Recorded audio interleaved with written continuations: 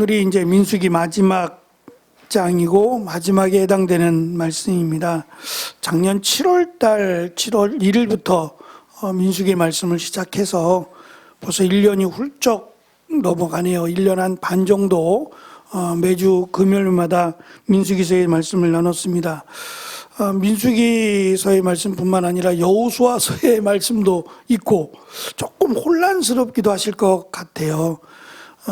더군다나 이제 신명기로 넘어가면 신명기는 모세의 마지막 고별 설교를 그래서 되돌아보면서 회상하면서 기록된 말씀이라 조금 고민은 됩니다.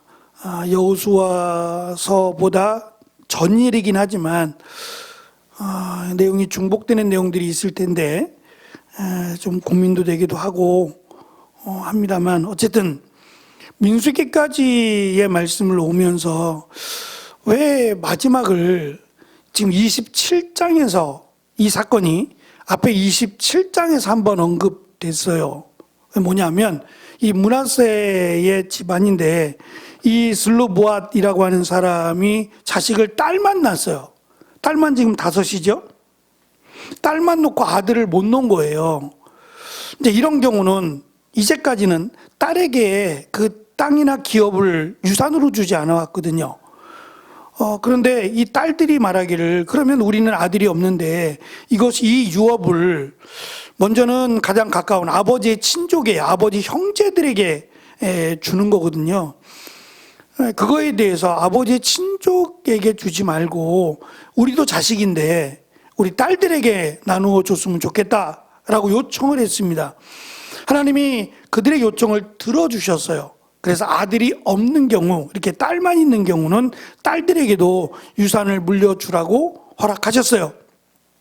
그리고 이제 문제가 끝난 듯 보여져요. 그리고 시간이 흘렀죠. 27장부터 28, 29, 30, 35장까지 이렇게 흘러왔답니다. 왔는데 36장 민수기서를 마무리하면서 이번엔 반대로 이 므낫세 지파 사람들이 지금으로 말하면 항소를 한 거예요. 이거는 잘못됐다는 거예요. 그래서 뭐가 잘못됐냐? 딸들에게도 유산을 물려주는 거, 아들이 없는 경우 딸들에게도 유산을 물려주는 거에 대해서는 반대하지 않습니다.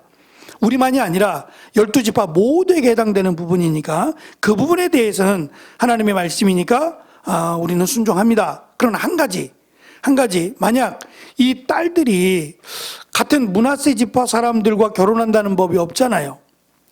다른 지파, 예를 들면 유다 지파나 시몬 지파나 이런 지파들 사람들하고 만날 수도 있고 또 결혼도 할 수 있잖아요. 그런 경우는 이 딸들이 자기들의 유산인 기업을 가지고 땅을 가지고 떼갈 수는 없지만 이 땅에 있는 문서를 가지고 신랑하고 결혼해서 신랑 쪽으로 갈 거란 말입니다.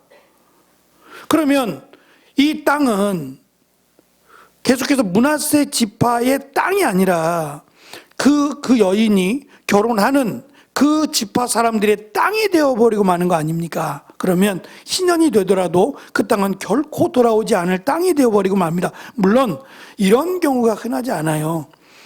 딸들만 낳는다. 한두 명 낳는 것도 아니고 지금 5명이나 낳잖아요. 근데 딸이 5인 경우는 아마도 아들을 낳으려고 그랬던 것 같죠? 요즘같이 둘만 낳자 하나만 낳자 이런 경우가 아니라 그냥 계속 낳았잖아요. 과거 우리도 많이 낳았으니까. 근데 더 이상 낳을 수 없었던 것 같아요. 안 그랬으면 딸 6이 됐던 7이 됐던 더 많이 낳았을 것 같거든요. 근데 딸 5명 밖에는 못 낳고 그만 낳게 된 것 같아요. 근데 이제 딸을 그만 낳게 되면서 더 이상 이제 아들은 없으니까 이 딸들에게도 하나님의 은혜를 주셨으면 좋겠다라고 하는 요청을 하나님이 허락하신 거잖아요. 근데 이제 문제는 이 여인들이 다른 지파 사람들하고 결혼 안 하면 상관이 없어요. 근데 결혼하는 경우 다른 지파 사람들과 결혼하게 되면 이 땅은 어떻게 되냐는 거죠. 그러니까 이 딸들에게 아들이 없어서 딸들에게 땅과 기업을 유산으로 물려주는 거 좋다 이거예요. 우리만이 아니라 모든 지파가 다 해당되는 부분이니까 그거에 대해서는 할 말이 없지만, 만약에 딸들이 그 지파가 아닌 다른 지파 사람과 결혼을 하게 되면 그때는 이 땅을 어떻게 하냐는 거죠. 이 기업을 어떻게 해야 됩니까? 라고 하는 것에 대한 질문이에요. 두 가지입니다. 대답은 두 가지인데, 하나는 내가 그 땅을 지키려면 딸들의 경우 하나님의 은혜로 이제 땅을 기업으로 받게 됐어요. 아들이 없으니까 딸들이 그 땅을 기업으로 받게 됐어요. 근데 그 땅을 내가 계속 갖고 싶다, 그 기업을 계속해서 갖고 싶다 그러면 첫째는 결혼하지 않는 거예요. 결혼하지 않으면 그 땅을 가질 수 있어요. 그럼 문제는 다음이 없잖아요. 그죠? 결혼을 안 했으니까 내가 죽고 나면 이거 누가 가져요?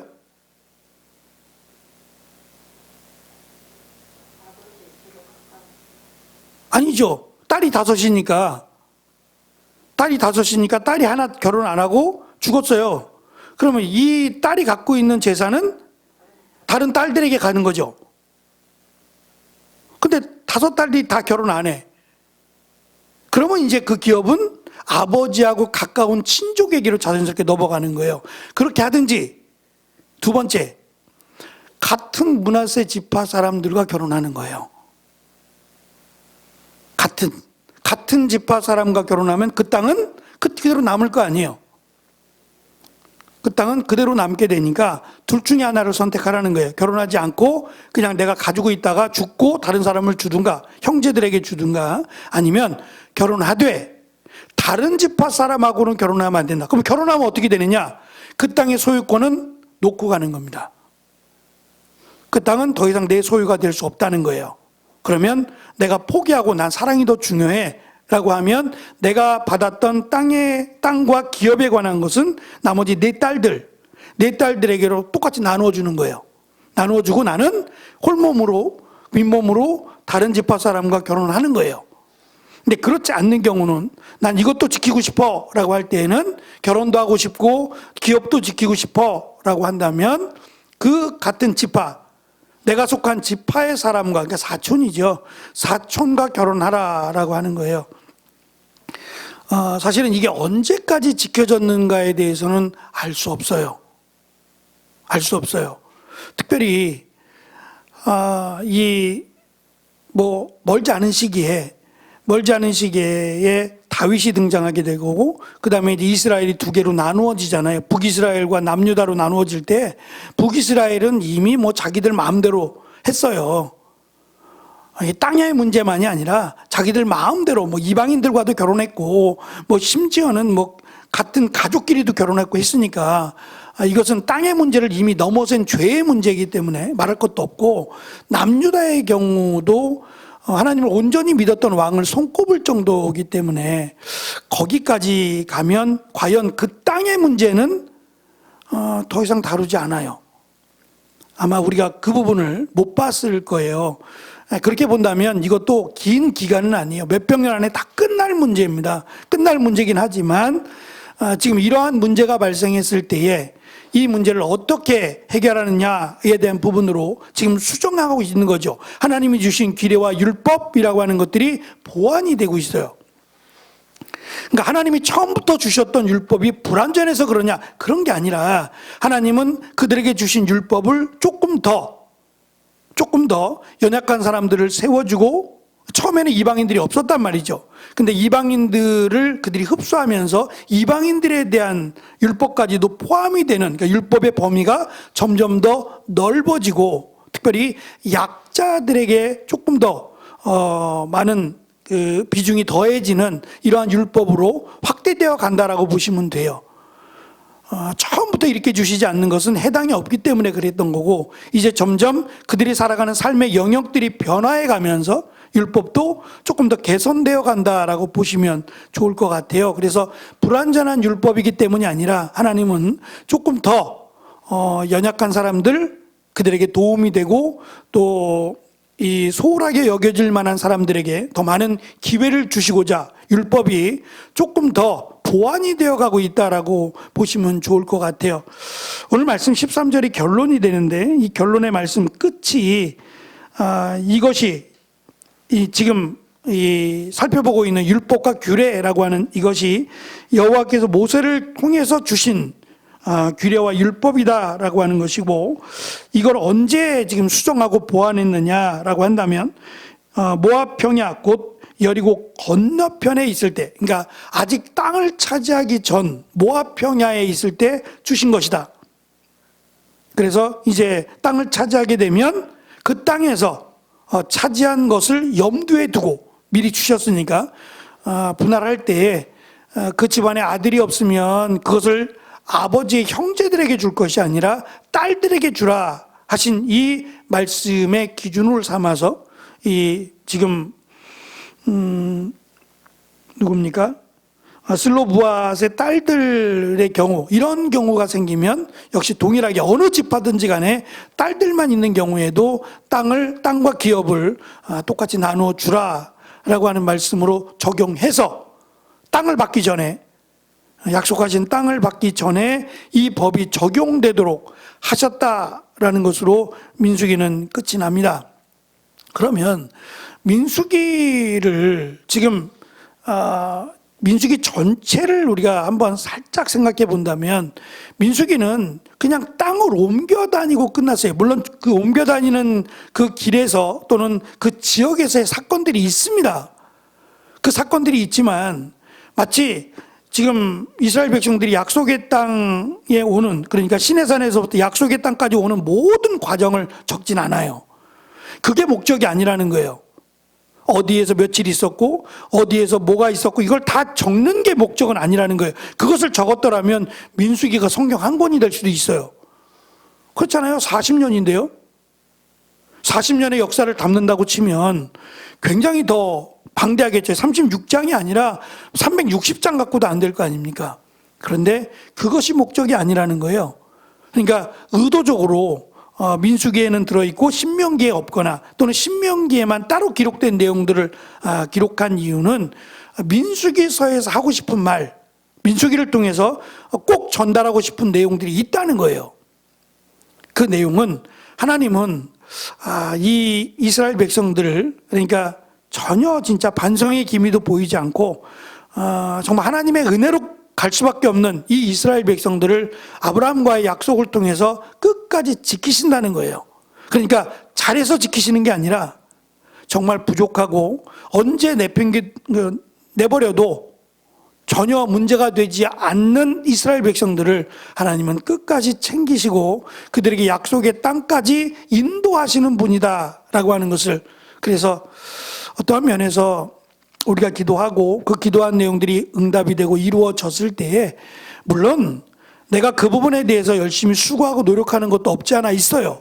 그러나 때로는 그렇지 않아도 내가 그만한 자격이 없어도 하나님이 은혜로 이끄실 때가 많다라는 것을 민수기나 이 구약 성경은 이스라엘 백성들을 통해서 우리를 보게 한다는 거예요. 그래서 우리는 늘 감사할 수밖에 없고 우리가 부족함에도 인도하신 그 하나님의 사랑과 은혜를 받았다면 계속해서 우리에게 하는 말씀은 우리도 그렇게 하라는 거예요. 하나님이 우리에게 주신, 값없이 주신 은혜, 그 은혜를 약자들에게 나누어 주라는 거예요. 부족하고 누군가의 도움이 필요한 자들에게 나누어 주라고 지금 계속해서 말씀해 주라는 거예요. 그것이 하나님께서 우리에게 주신 복을 깨닫는 자의 모습이고, 그렇게 할 때에 하나님은 더 큰 복을 주신다는 거예요. 신학교 다닐 때 이런 얘기들을 곧잘 들어요.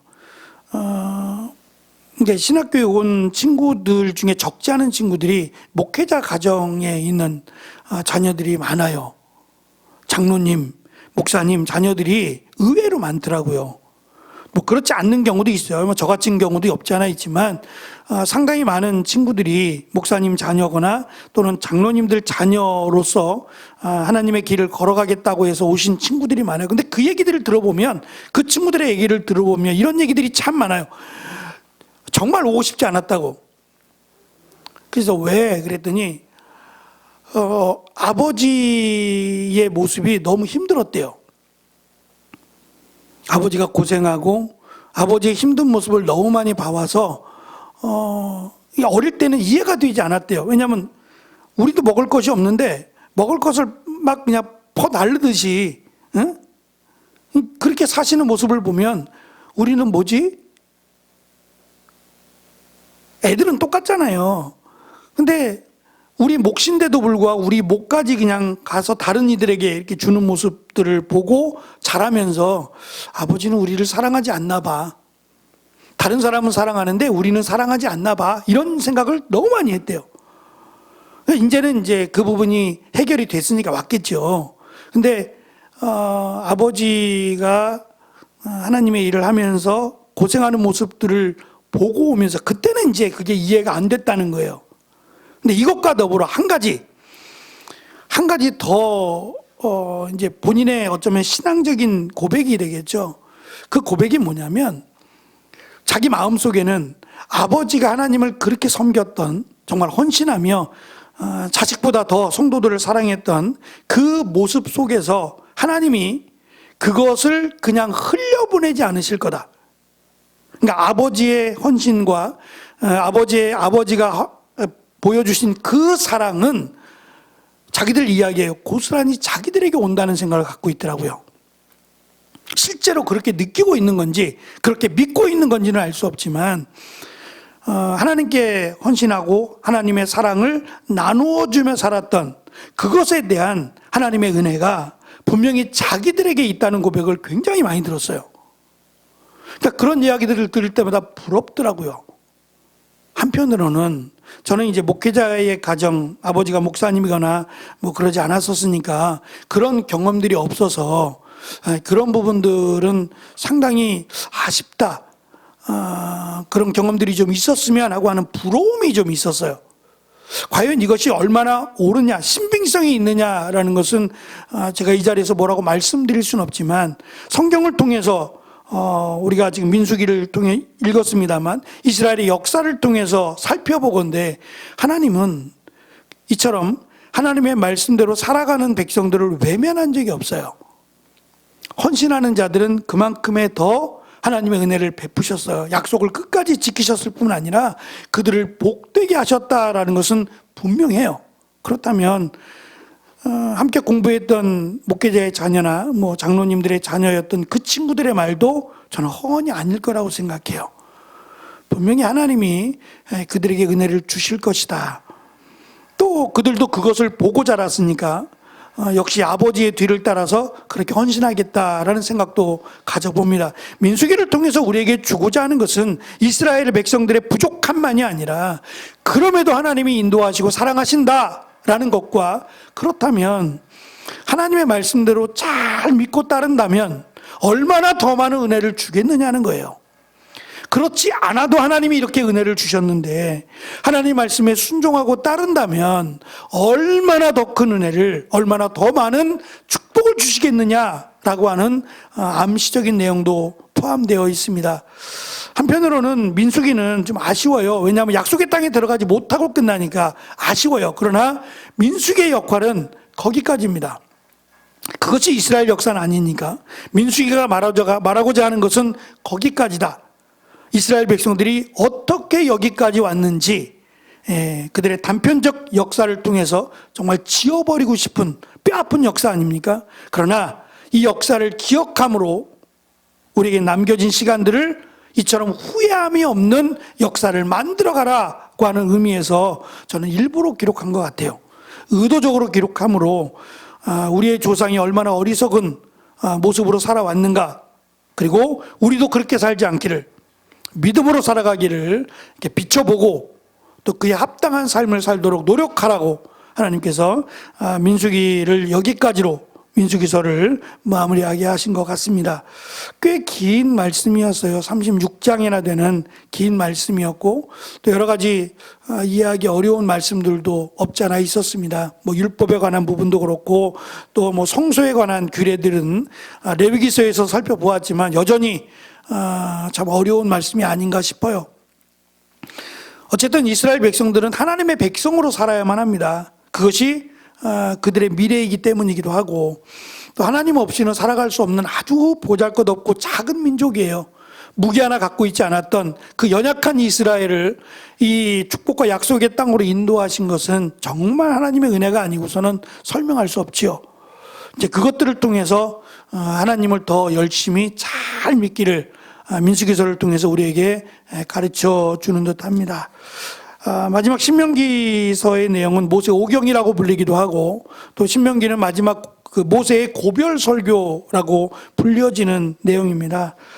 신명기서의 말씀을 통해서 반복되는 내용도 없지 않아 있겠지만 조금 속도를 내서 살펴보려고 합니다. 이미 여기까지 왔기 때문에 잘 따라와 주시고, 신명기서까지의 말씀을 통해서 모세오경을 한 번 더 이렇게 정리하고 살펴볼 수 있는 기회가 되었으면 좋겠습니다. 기도하겠습니다.